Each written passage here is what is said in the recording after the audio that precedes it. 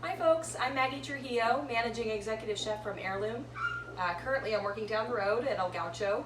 We are creating to-go packages for you all. We have celebration packages, we're doing some virtual dinners with some winemakers that are really fun, and we're selling our Certified Angus Beef fillets. Today I'm going to do a little cooking demonstration at home where we demonstrate how to cook a steak dinner doing a pan roast rather than a grill, for those of you that don't want to go outside and freeze your buns off right now. Alright, so let's check out the star of the show here. We've got our Certified Angus Beef fillets, lovely 8-ounce cut. Essential ingredient for your steak cooking, El Gaucho steak seasoning. You can pick this up at any of your El Gauchos. And then I am a firm believer in getting your steaks out and resting them at room temp for a little over an hour when you're going to be pan searing them. Just nice when they come up to temp before they hit that pan. So we have our steaks that have come up to temp, Gaucho seasoning. We're going to hit that. Liberal amount of seasoning. Make sure you get both sides. We've got a nice hot cast iron going. Kept it at a low temp. We've got our seasoned steaks. When I'm cooking with cast iron, I like to let it be at low temp for quite a while. Let's start cooking.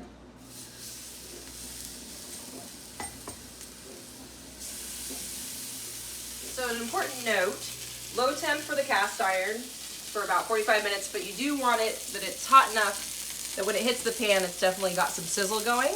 And you should start seeing after a couple minutes, nice little sear like that. You can take a little sneak peek, see where you're at. Let's go ahead and give that one a flip.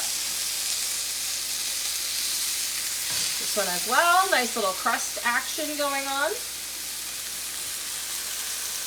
Something I like to do is after I get the sear on both sides, you can even go a little nuts and you can sear all the edges if you'd like. I don't think that's totally necessary, but dealer's choice, however you want to do it. But what I like to do is once I have a nice sear going on both sides, is I like to have a hot pan ready to go in the oven. See, my potatoes are roasting in there already. And then I will take the steaks and transfer it to the hot pan so it continues cooking. And then I'm going to take all that fond and deliciousness that is created by those steaks and that seasoning and prepare some of our sauce for tonight. Next up, let's get our sauce going. So we've got all this nice fond developing in the pan.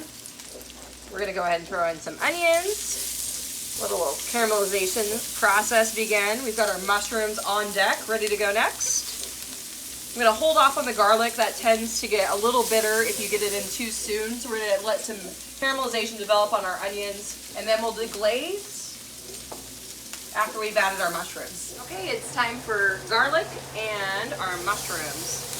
So all those onions have soaked up, all that seasoning, beef flavor, deliciousness. All right, another important step is making sure you season as you go. Add some veggies, add a little salt. All right, best action shot, flame on.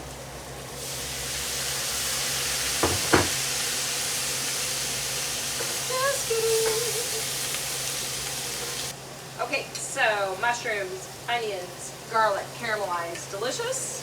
Time for some demi-glace.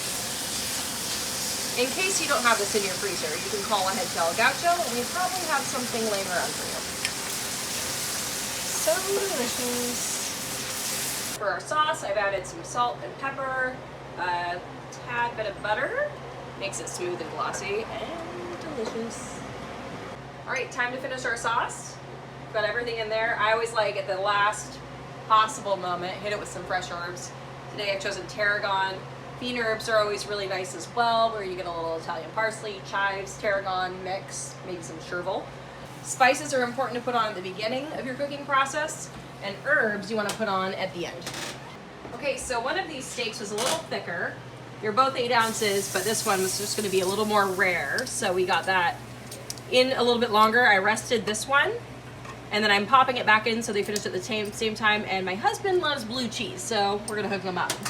Last final note, while everything's finishing up, we want to rest our steaks. So this gives you time to plate your food, but it's really crucial that your protein has time to relax, chill out, rest for about 5 minutes. That way the juices settle nicely. You don't have your nice mid-rare steak bleeding out on the plate. It just will settle everything down, be delicious.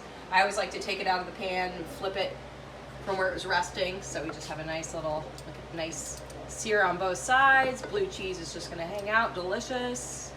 We're ready to go. All right, finishing touches. That beautiful demi-glace, mushrooms, onions, and we are ready for dinner.